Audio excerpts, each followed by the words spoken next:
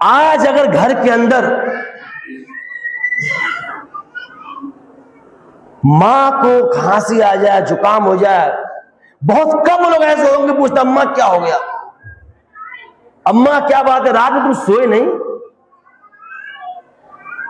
अम्मा तुमने रात को बहुत देर खांसी, क्या तबीयत सही नहीं है। बहुत कम वो लोग होंगे जो अपनी मां से पूछते होंगे, अपने बाप से पूछते होंगे अगर बीवी को एक बार छींक आया है, क्या बात है आपकी तबीयत सही नहीं है, चलिए आपको दवा दिलवा दूं।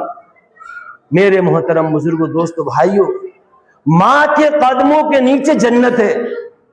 अब बाप जन्नत का दरवाजा है। अगर मां नाराज है तो सारी जिंदगी की इबादत, सारी जिंदगी के सदक़े, सारी जिंदगी के खैरात, सारी जिंदगी की भलाई, नमाज, तहज्जुद, रोजे, हज, उम्रा, जितने खैर का काम हो सब कर चुके, लेकिन अगर मां बाप नाराज है, सारी इबादत बेकार है।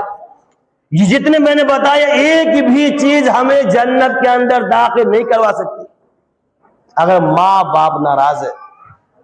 बाप को राजी करो, बाप जन्नत का दरवाजा है, बाप की खिदमत करके जन्नत का दरवाजा खोलो और मां की खिदमत करके जन्नत के अंदर दाखिल हो जाओ। लेकिन आज का नौजवान कहते तुम चुप हो जाओ, तुम कुछ नहीं जानते, डोकर खामोश हो जाओ, डोकरिया खामोश, बोला मत। यानी मां बाप का नाम भी चेंज कर दिए, क्या कर दिया, डोकर और डोकरिया। अस्तगफिरुल्लाह।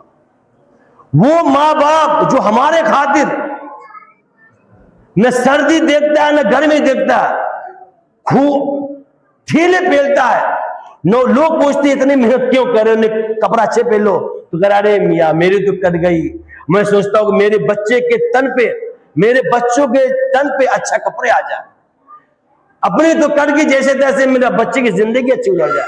वो माँ जो बेटे को एक बार अगर रात में रो जाए, उसको लीरी फिरती बेचारी, इसके बाद उसके बाद इसके बाद उसके बाद इसके बाद उसके बाद, हाय मेरे बेटे को क्या हो गया, हाय मेरे बच्चे को क्या हो गया। लेकिन वही बच्चे जब बड़ा होता कहा था डोकरिया खामोश, तुम कुछ नहीं जानते। यानी माँ बाप के नाम भी चेंज कर दिए। दोस्तों, बुजुर्गों, माँ के कदमों के नीचे जन्नत है, बाप जन्नत का दरवाजा है, और बीबी के कदमों के नीचे ना जन्नत है ना जहन्नम है। लेकिन ख्याल उसका भी है। अगर माँ के कदमों के नीचे जन्नत है तो बीबी के कदमों के नीचे शफकत है, रहमत है। हमें दोनों का ख्याल करना है, सिर्फ बीवी का नहीं, सिर्फ माँ का भी नहीं, हमें दोनों को साथ लेकर चलना है। बीवी का भी हक अदा करना है, माँ का भी हक अदा करना है, बाप का भी हक अदा करना है।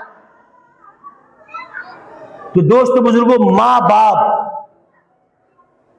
एक ऐसा पेड़ है कि वो पेड़ अगर सूख जाए तो फिर दोबारा फिर उग नहीं सकता।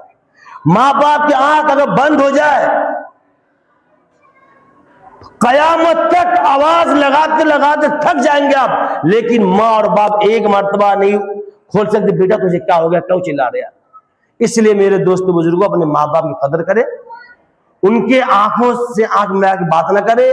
हदीस के अंदर आता है कि अगर माँ और बाप तुम कहीं जा रहे हो तो कोशिश करो कि तुम्हारा कदम माँ बाप के कदम से आगे ना चला जाए, कि ऐसा ना हो कि तुम्हारा कदम माँ बाप से आगे निकल जाए, कहीं तुम जहन्नम की शिकार ना हो जाओ। कदम बढ़ाने में इतनी तंबीह की गई है, फिर आंख में आंख मिला के लोग बात करते हैं और माँ बाप के दिल को ऐसा दुखाते हैं, उफ़्फ़ो। इसलिए मेरे दोस्तों, बुजुर्गों, नमाज तो हम पढ़ेंगे, हम नमाज ही पढ़ेंगे और नफली रोजे भी रखेंगे, और दीन के